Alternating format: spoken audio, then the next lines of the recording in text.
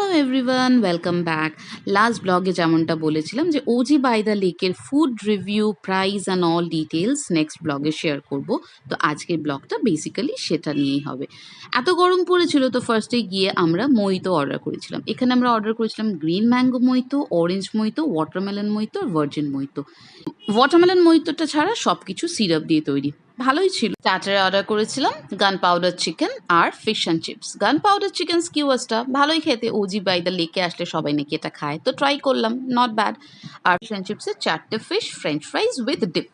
তারপর নিয়েছিলাম arrabbiata spice chicken, which is quite like chicken popcorn. আর সাথে নিয়েছিলাম barbecue chicken pizza, which is not bad as well. আর ডেজার্টে নিয়েছিলাম দেশি রাবড়ি অ্যান্ড কেসের পিস্তা, out of which we like desi rabri. আর প্রাইসটা তোমরা দেখতেই পেলে। তো আমার কাছে ফুড কোয়ালিটি অ্যান্ড কোয়ান্টিটি হিসেবে প্রাইসটা একটু হাইক লাগলো, but one time visit it's okay. কেমন লাগলো জানিও। টাটা।